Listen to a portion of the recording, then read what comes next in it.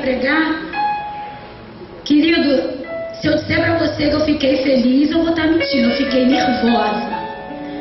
fiquei nervosa, mas estar aqui neste momento, eu troco o meu nervosismo pela felicidade. Porque quando a gente está diante de grandes desafios, porque isso daqui para mim é um grande desafio, você falar da palavra de Deus é um grande desafio. Você não pode se intimidar, você não pode sentir medo quando você estiver diante de grandes desafios. O medo, ele te paralisa. E você paralisado, você se torna uma presa fácil. Se você observar na caça, essa é a verdade. Se o animal parar, o outro avança. Mas se ele continuar correndo, ele tem uma expectativa de sobreviver. Já estou entendendo. Amém? Eu gostaria que você, num ato profético, fizesse assim, tirasse o cabelo da direção do seu ouvido e fizesse assim. A palavra do Senhor diz que aquele que tem ouvido ouça o que o Espírito diz à igreja. E o Espírito Santo de Deus vai falar conosco nessa noite. Vai falar com você aí no banco e vai falar comigo aqui. Amém? Feche os seus olhos. Faça o ato profético. Porque através do ouvido é que vem, né? Conhecereis a verdade e a verdade vos libertará. E você conhece como? Ouvindo, lendo. Tudo está ligado aqui, ó. Próximo do cérebro, para que você capite com mais facilidade. Então, ato de fé, querido, é para quem crê. Não é para todo mundo, não. É para quem crê. Amém? Faça isso em nome de Jesus. Senhor Deus e eterno Pai, neste momento estou diante da Tua presença, Deus, primeiramente para Te pedir a Tua unção sobre a minha vida. Espírito Santo, neste momento eu me coloco como instrumento nas Tuas mãos. Derrama sobre mim a Tua unção. Eu não quero ser qualquer instrumento neste altar. Eu quero ser um instrumento afiado, afinado, para que eu venha cumprir o propósito do instrumento. Então, Espírito Santo, coloca a Tua unção, a Tua porção dobrada nesta noite sobre a minha vida. E coloca a unção no ouvido de cada um deste homem, desta mulher, desse jovem que está sentado no banco. Pai, talvez ela tenha escutado durante muito tempo a Tua palavra, mas não tem ouvido. Ouvir é diferente de escutar. Quando nós ouvimos, ó Deus, nós atentamos, nós absorvemos tudo aquilo que foi nos dito. Então que essas pessoas nessa noite de fato e de verdade venham ouvir o que o Espírito Santo de Deus vai falar conosco nesta noite. É o que eu te peço e te agradeço em nome de Jesus. Amém. Glória a Deus. Nervosa, coração batendo forte, né? Nessa oportunidade eu também vou aproveitar para compartilhar com alguns irmãos algumas experiências minhas, porque você ouvir falar de Jesus, do Evangelho, é uma coisa, querido, mas você ter a experiência do que esse Evangelho faz na tua vida é outra coisa. É outra coisa. Eu gostaria que vocês abrissem a Bíblia em Jonas, capítulo 1. Quem conhece a história de Jonas? Ninguém conhece a história de Jonas? Ótimo, então nós não vamos falar dele. Já que todos conhecem, nós vamos falar do mestre do navio em que Jonas entrou. Amém? Capítulo 1, versículo 3. E Jonas se levantou para fugir de diante da face do Senhor para Tarsis. E descendo a Jope, achou um navio que ia para Tarsis, pagou, pôs a sua passagem e desceu para dentro dele, para ir com eles para Tarse, de diante da face do Senhor. Mas o Senhor mandou ao mar um grande vento. Mas o Senhor mandou ao mar um grande vento e fez-se no mar uma grande tempestade. Fez-se no mar uma grande tempestade e o navio estava para quebrar-se. Então temeram os marinheiros e clamavam cada um ao seu Deus e lançavam ao mar fazendas que estavam no navio para aliviar o seu peso. Jonas, porém, desceu aos lugares do porão e se deitou e dormiu em profundo sono. E o mestre do navio, desse qual nós vamos falar, e o mestre do navio chegou-se a ele e disse-lhe: que tens, dormente? Levanta-te, invoca o teu Deus, talvez assim Deus se lembre de nós, para que não pereçamos.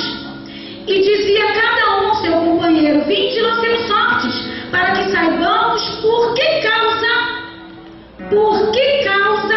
nos sobreveio este mal. E lançaram sorte, e a sorte caiu sobre Jonas.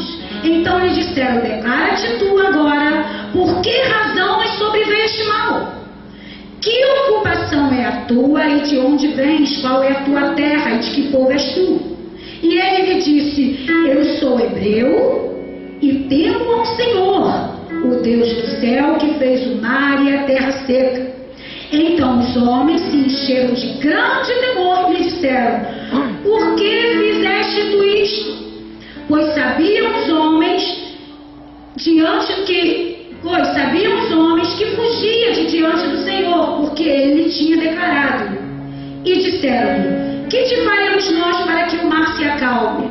E aí continua a história de Jonas, né? Nós vamos falar deste homem, o mestre do navio. O mestre do navio, ele era o profeta? Não, ele não era o profeta. O mestre do navio estava em desobediência? Não, ele não estava em desobediência. Quem estava em desobediência era Jonas.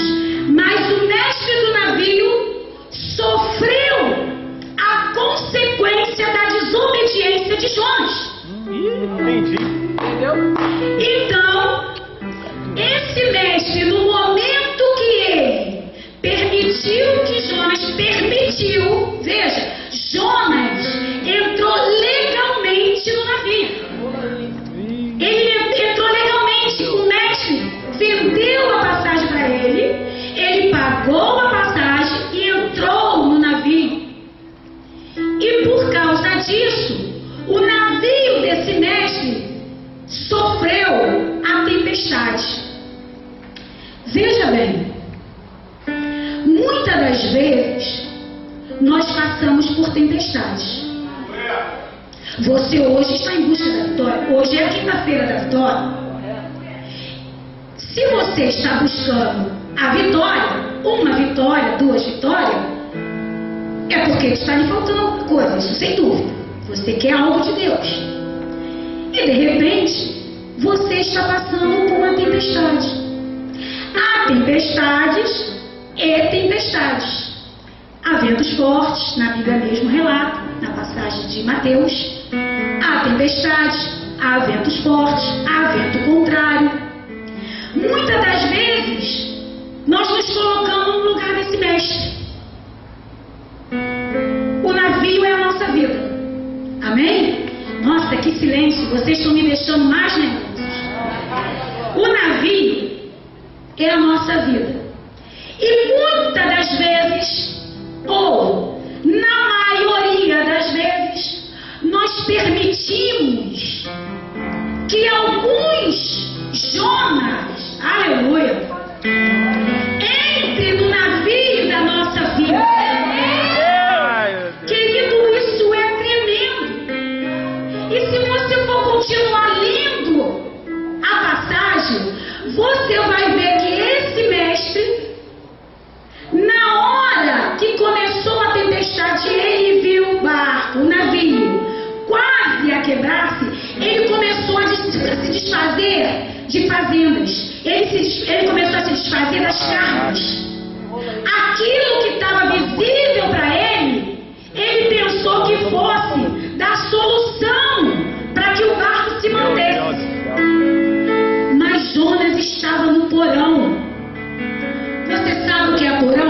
sei.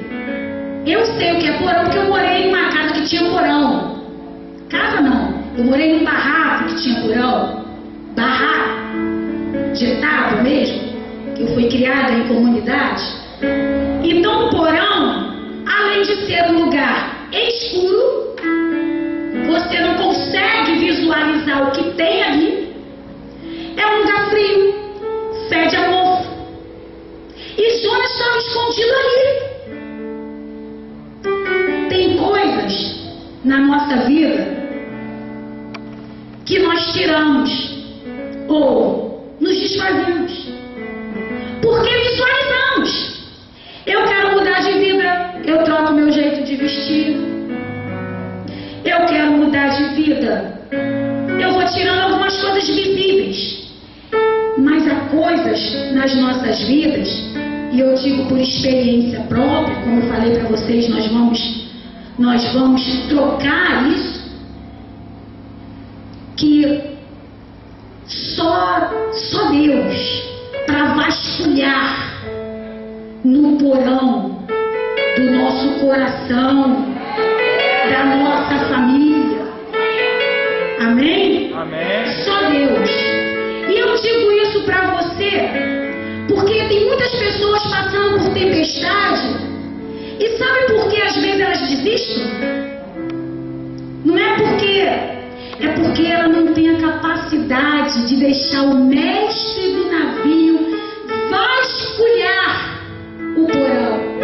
Na tua oração você fala assim: Jesus, eu quero mudar. Eu orei muito assim, querido. Deixe-se ser mudado. Você querer mudar é uma coisa.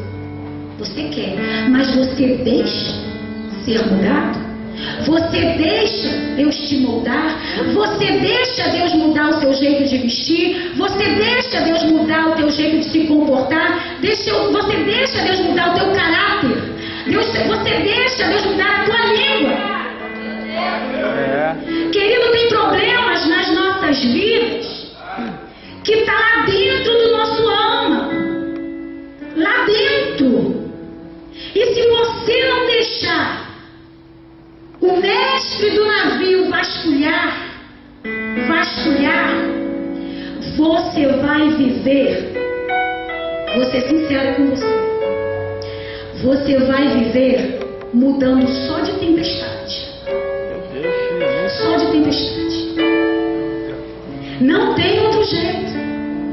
Porque há espinhos que nós conseguimos visualizar. Mas há espinhos na nossa carne que são imperceptíveis. Você não consegue visualizar. Ele está ali. Aparentemente não te incomoda. Aparentemente não te incomoda. Mas esse pequeno espinho, esse espinho que você não consegue perceber, impede que Deus trabalhe na tua vida, na tua família, na tua casa, no teu emprego, no teu estudo, na tua vida sentimental. Impede que Deus te cure, que Deus te ressuscite, porque às vezes tem pessoas que praticamente é um zumbi. Ele não expressa a felicidade que está em Cristo. Você está em Cristo. E quando nós estamos em Cristo, há uma seiva.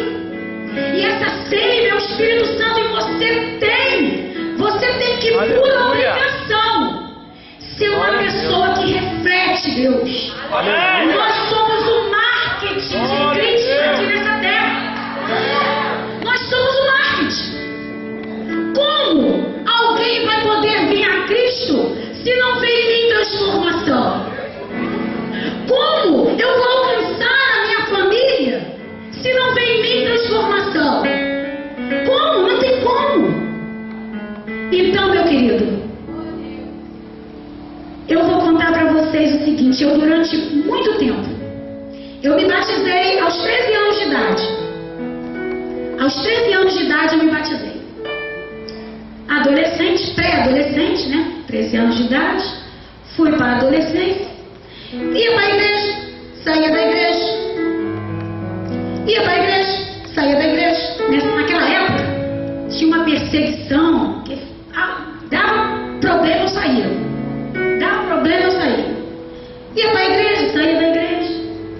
evangelizava quando voltava, ouvia pregação, tudo isso. Mas eu nunca tinha tido um encontro com Deus. Eu era uma pessoa que olhava os outros rios e falava: Jesus, da onde vem tanta felicidade? Eu tinha Jonas no meu porão. Eu tinha uma tristeza que, se você me perguntasse da onde vinha, eu não sei. Uma tristeza da alma. Eu chorava sem saber porquê. Eu, adolescente, aos 17 anos de idade, eu dormia 3 dias seguidos. Eu não conseguia ver claridade, me incomodava. Voz no meu ouvido me incomodava. Eu tinha Jonas. Apesar de conhecer a Deus, eu tinha Jonas guardado dentro do meu coração. Mas chega um momento na sua vida, querido, porque se o espinho dói em você, também dói em mim. E você tem que, enquanto eu estou falando, você tem que estar avaliando aonde está esse espinho. Porque se depender de Cristo, a vitória é certa. Porque a palavra do Senhor diz que em Cristo somos mais do que vencedores. Aleluia! Então, se depender de Cristo, eu já sou vitoriosa, amém? Amém. Como o pastor Marcelo sempre fala, mas existe uma condicional. Nós vamos fazer um trabalho de raciocínio lógico.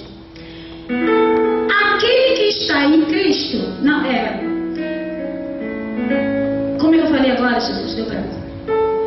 Em Cristo somos mais do que vencedores. Se em Cristo eu sou mais do que vencedor, e se eu não estou vencendo, é porque eu não estou em Cristo. Meu Deus! A Bíblia é simples assim. É simples assim. Não tem muito enfeite. É simples assim. É simples assim. Na sociedade, nós temos um código de ética, vamos dizer assim. Nós temos o Código Civil, nós temos o Código Penal, porque se você matar, você vai preso. Não é isso? O Código Penal. Nós temos um código de ética na sociedade. E você tem que obedecer essa ética que a sociedade impõe. Não é diferente da Bíblia. Isso daqui é um código de ética. Só que é um código de ética para uma vida espiritual. Aleluia. Que é o que faz você, querido, ser transformado. É que faz você ser edificado. É que faz você ser santificado. Aleluia!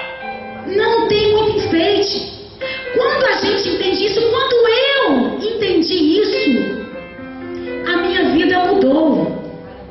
Graças a Deus. A minha vida mudou. Teve um período na minha vida que eu passei por uma tempestade muito grande. Muito grande. Quem estava aqui terça-feira ouviu o meu esposo Fábio falar. Aquilo ali que ele falou foi só a ponta do iceberg. Eu passei por uma dificuldade muito grande. Eu estava morando de favor. Querido, eu não tenho vergonha de falar, porque aquilo que é para a glória de Deus, aleluia, a gente fala. Amém? Eu não tenho vergonha de falar, porque eu falo para a glória de Deus, porque o Deus que eu sirvo é o mesmo Deus que você serve. E se Ele me alcançou, Ele te alcança. Se Ele me prosperou, Ele te prospera. Se Ele me transformou, Ele te transforma. Não tem diferença. O Deus que eu sirvo é o mesmo Deus que você serve, tá aí. Amém? E eu estava passando por um problema, e eu às vezes faço propósito em casa. Eu e Deus. Eu tinha feito o propósito de orar 6 horas da manhã, meio-dia, 6 horas da tarde e meia-noite. E era quase 6 horas, eu estava lendo uma passagem da Bíblia. Nessa época eu morava de favor. E o Fábio estava pintando uma faixa, eu estava lendo a Bíblia, daqui a pouco veio o vento. E o vento, querido, que veio, não foi vento soprado por ímpio, não. Foi vento soprado por crente. Sabe por quê? Aquele que está longe de você nunca vai te decepcionar. Nunca vai te decepcionar. Você só vai se decepcionar com aquele que está próximo de você, perto de você. Então você tem que estar com o coração preparado para isso. Não deixa que o Jonas da mágoa, do ressentimento, entre no teu coração. E veio o vento, avançou o vento. Nesse dia, foi ali que eu reconheci o Deus da minha vida. Eu entrei no quarto e não dobrei o joelho. Eu deitei no chão. E eu fui muito sincera para Deus, e Deus pede sinceridade. Não adianta você fazer aquela oraçãozinha, ah, Jesus, mas lá você fala, Jesus, eu tô por aqui. Por aqui. É sinceridade. Sabe por que eu digo para você que é sinceridade? Porque lá no Jardim do Éden, você acha que Deus não sabia o que Adão e Eva tinham feito? Sabia. E Caim? Você acha que Deus não sabia que Caim tinha matado o irmão? Sabia. Mas quando ele te pergunta, ele quer de você sinceridade. Ele esperou sinceridade de Caim. Deus, peguei contra ti, eu matei meu irmão. É sinceridade. Não adianta você que está dentro do Evangelho se você não está sincero com Deus. Isso aqui exige sinceridade. E eu deitei no chão e falei, Jesus, chorando, um choro de dor, um choro de perda, porque tem choros e choros. Tem choro de perda, tem choro de dor, não é isso? Tem choro de alegria, tem vários choros. Eu estava com choro de perda, perda da dignidade. O ser humano não pode perder isso. Eu fui humilhada. Eu ouvi coisas que eu não gostaria de ouvir de uma pessoa tão próxima. Eu não gostaria de ouvir. E eu falei para Deus, Deus, eu te sirvo. Eu procuro ser fiel. Eu bato palmas para testemunho de mudança de vida das pessoas. Eu glorifico o teu nome na vida das pessoas. Fui sincera com Deus. Eu quero glorificar o teu nome na minha vida. E se preciso for, me transforma. É na minha vida. Eu quero amaldiçoar esse Deus na minha vida. Eu quero glorificar esse Deus na minha vida. Só ouvir falar não adianta. Eu posso falar de qualquer um aqui. Eu tenho que conhecer para falar. Eu tenho que conhecer para falar. E eu falo de algo que eu conheço. Eu falo de algo que eu conheço. E aí Deus foi mudando, moldando. Tirou alguns espinhos, que tem uns que a gente não deixa sair. Faz questão que fique. Como a mágoa, como o ressentimento, como a inveja, como a difamação, como a fofoca. A gente faz questão. Porque aquele que tem o Espírito Santo, querido, quando você abre a boca para falar mal de alguém, o Espírito Santo de Deus te acusa. Aquele que tem o Espírito Santo de Deus, o Espírito Santo de Deus te acusa, porque é Ele que te molda. Nós não somos perfeitos. Não somos. Nunca seremos. Somos humanos. Mas o que você puder fazer para não deixar que Jonas se aloje num canto do seu coração, do seu navio, não permita. Sabe por quê? A passagem fala que os tripulantes, os marinheiros começaram a se desfazer de coisas.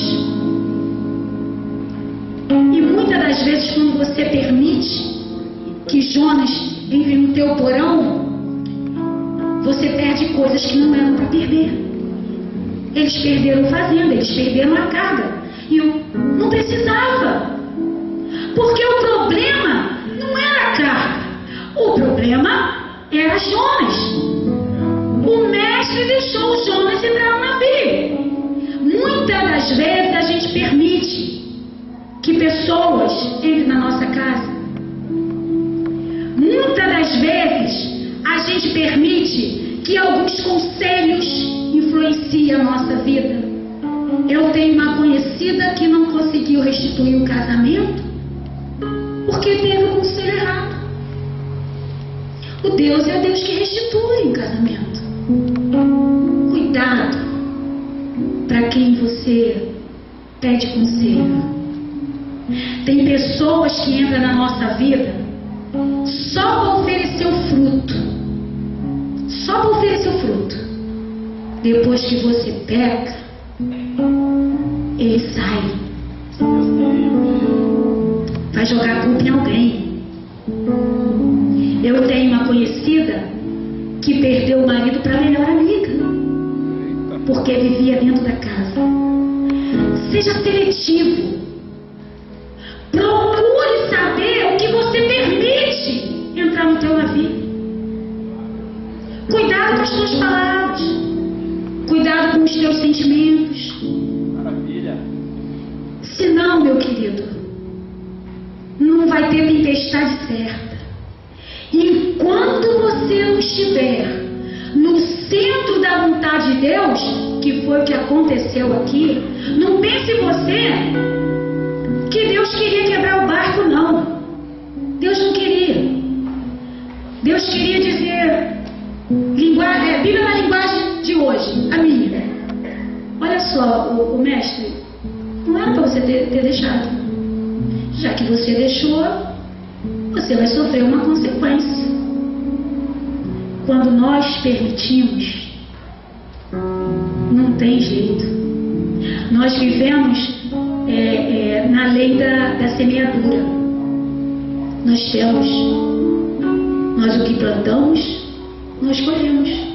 No momento que você permite que uma amiga, qualquer amiga, que você não é seletivo, você não escolhe, entre na sua casa, saiba dos teus segredos, dê conselhos para você, você corre o risco.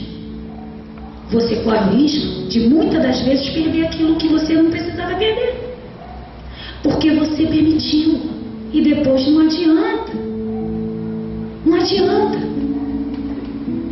Eu sempre falo para os meus filhos: se a mim não acrescenta, do meu lado não senta. Eu quero pessoas que acrescentem na minha vida. Se a mim não acrescenta, do meu lado não senta. Porque se você não tem palavra de conquista, se você não tem palavra de vitória, se você não tem um bom conselho, pra que eu quero você do meu lado? Pra quê? Pra quê? Eu quero você do meu lado. Eu quero pessoas do meu lado que quando eu tiver caída, me levante. Eu quero pessoas do meu lado que quando eu estiver triste, procure uma palavra para me alegrar. Quando eu estiver desanimada, crie ânimo de novo. Muitas das vezes, você está na igreja frequentando, sei, triste, se entristeceu com alguma coisa. Aí você vem falar para essa querida amiga, né? Amigo é uma palavra muito forte. Eu sou uma pessoa de poucos amigos, para ser sincera. Eu não tenho muitos amigos. Aí você vai falar para ela que está triste. Se entristeceu porque aí a criatura vira para você em vez de falar assim: não liga não. Nem esquente a cabeça com isso. Deus te chamou, é Deus que te deu, Deus que vai... Não. Eu sabia. Não é a primeira vez que ela faz isso. Gente, essa pessoa não é para estar do teu lado. Não precisa ser uma pessoa inteligentíssima para saber que essa pessoa não te edifica nada. Se você encontrar alguma coisa para mim, de algum erro daqui, eu não tenho que desnudar mais a pessoa. Como cristã, eu tenho que encobrir, que eu não posso. Eu não tenho que propagar o erro. Eu tenho que propagar a mudança.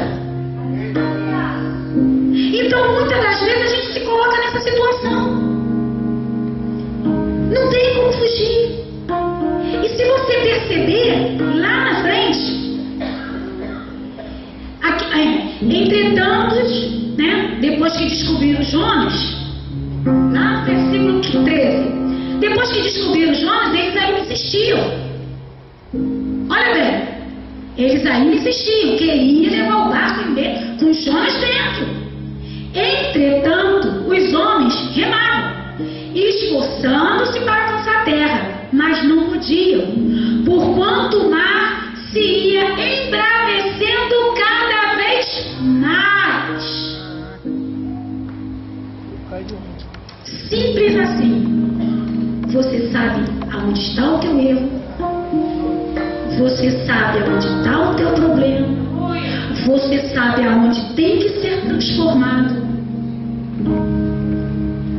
mas você insiste. Você insiste. Você sabe que você tem que mudar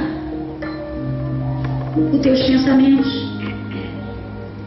Você sabe que tem que mudar os seus olhos, porque muitas das vezes a gente olha as pessoas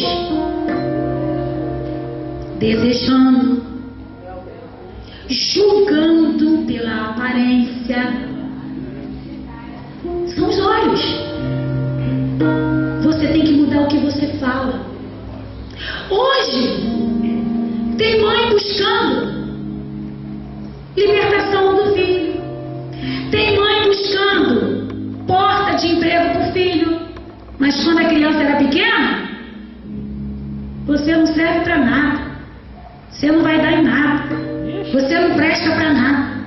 Você é burro. Você é um estorvo na minha vida. Querido, uma vez num culto de libertação, e terça-feira eu estava falando das meninas, a palavra, ela é interessante. Nós estamos aqui no mundo físico, né? Tudo é físico, mas existe um mundo espiritual, até porque se nós não crescemos no mundo espiritual, nós não estaríamos aqui. Existe um mundo espiritual. Então quando você lança uma palavra,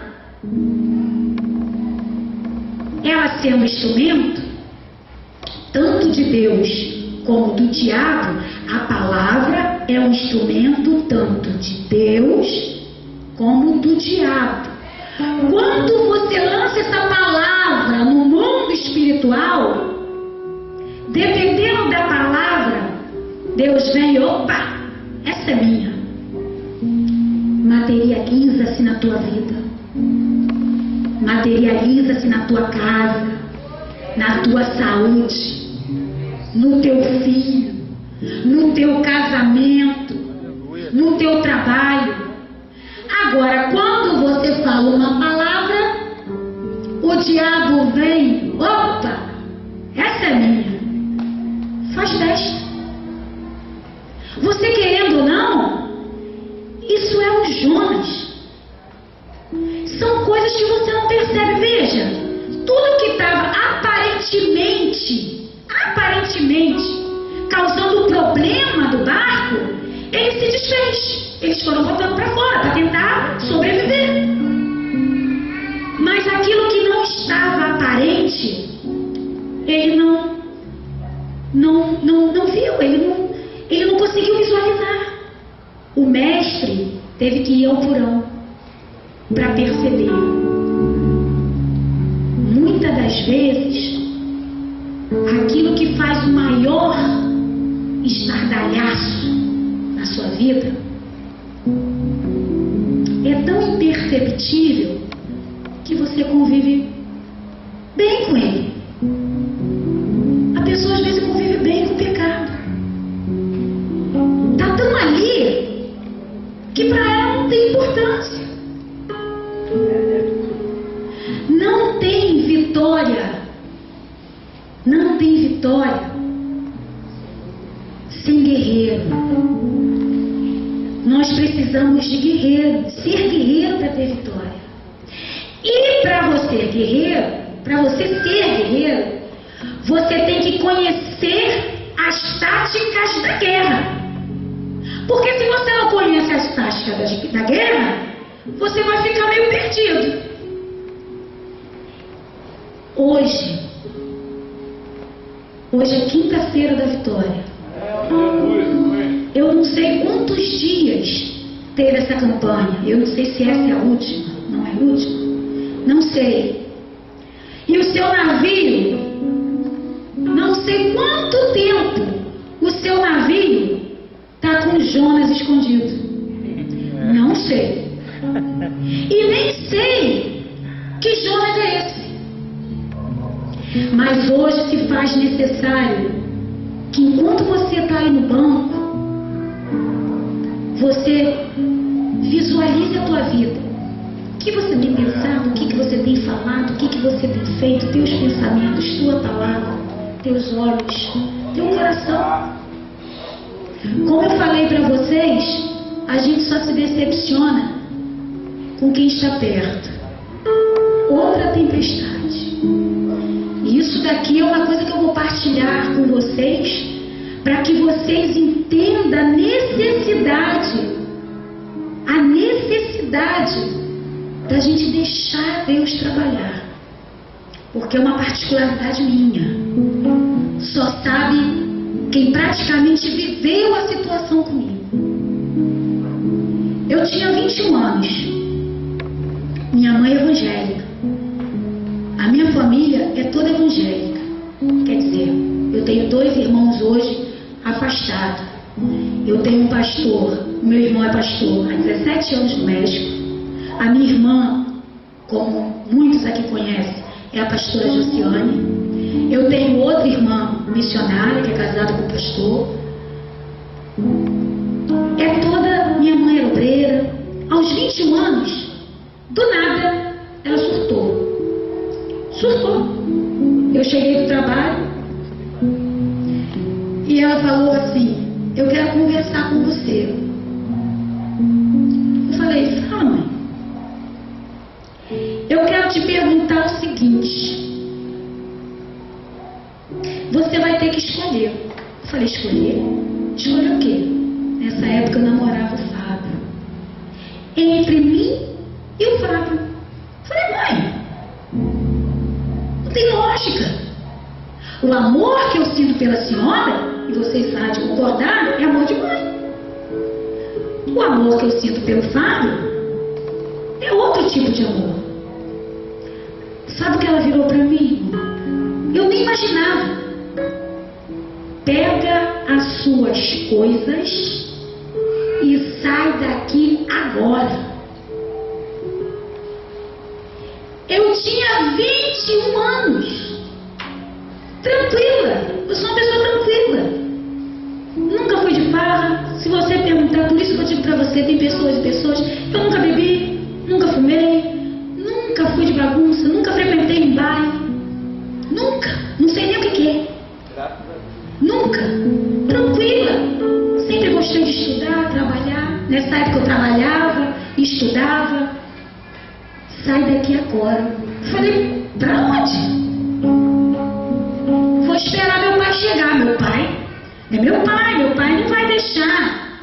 Meu pai não vai deixar eu sair daqui. Meu pai não vai deixar.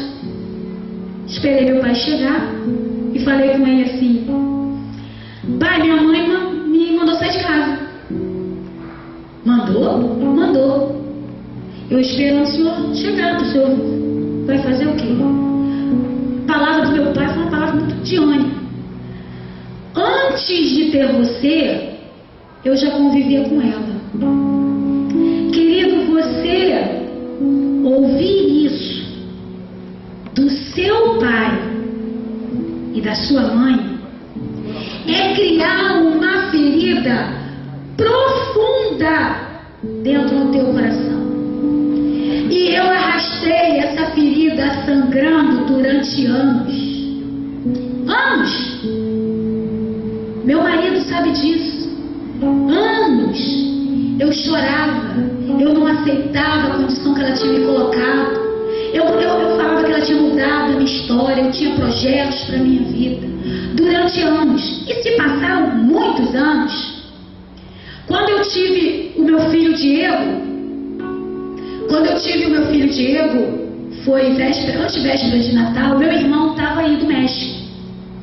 E ele ficou sabendo do problema. Ele foi me procurar assim: Zane, eu vim te buscar para você pedir perdão à minha mãe. Querido, eu estou contando para você uma coisa muito íntima minha, mas para que você se atualize na tua condição. Eu falei: pedir perdão? Mas eu não fiz nada, foi ela que fez. Zane, pede perdão. Pede perdão. Mas se eu não tenho nada que pedir perdão, eu não fiz nada. Se você esperar pela minha mãe, ela não vai pedir. Então você pede. Eu fui lá, operada, fiz a prática, pedi perdão. Pedi de boca perdão, só de boca. Mas um dia, querido, Deus, Ele falou comigo que se eu não perdoasse, a única prejudicada ia ser eu. Porque tem coisas que Deus quer fazer nas nossas vidas e nós não permitimos que se faça, porque nós não deixamos. Eu falei: é assim? Então eu vou perdoar.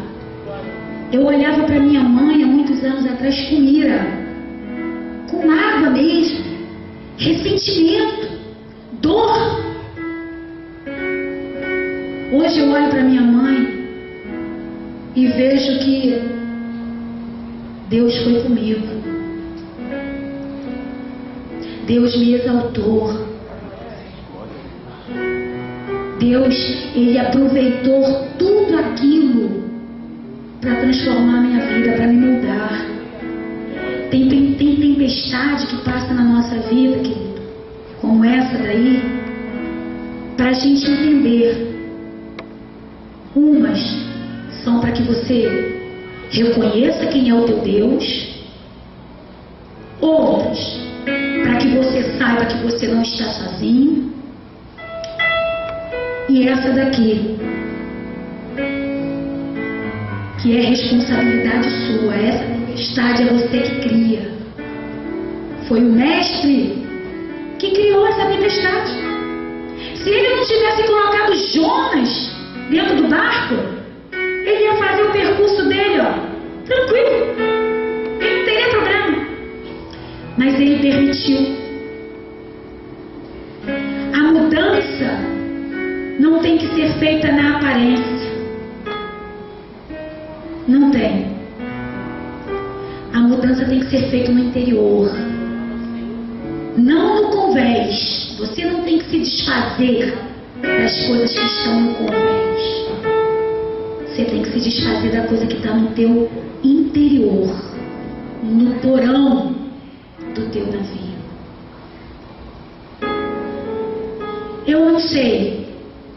Eu não sei que tipo de tempestade. Eu falo tempestade, mas tem pessoas que falam prova, tem pessoas que falam aflição, tem pessoas que falam problemas. Aí você avalia. Eu não sei. Mas aqui no texto diz que quando eles diagnosticaram o problema, que o problema era Jonas, eles ainda tentaram remar para ver se conseguia chegar à terra, mas não teve jeito, porque muitas das vezes a gente quer insistir. Eu conversando com uma colega um dia desse, ela passando um problema muito sério com o filho dela de 13 anos. Ela falou para mim assim: mas a minha família fala isso e aquilo, mas eu não vou mudar, eu sou desse jeito. Querido, você é do jeito que você quiser no mundo. No mundo você é do jeito que você quiser. Mas aqui, quando você aceita o Senhor Jesus, você não pode ficar de qualquer jeito. Aleluia! Não pode. Verdade. Você tem que mudar. Tem que mudar. Para que você viva as promessas que Deus tem na tua vida.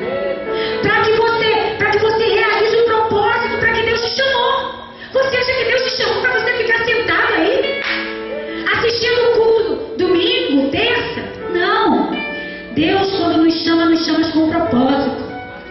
E Deus te chamou com um propósito. E aqui, depois que eles descobriram, não teve jeito. Para o navio, para a tempestade acalmar e para o navio se equilibrar, ele teve que lançar fora. Teve que jogar as chamas no mar.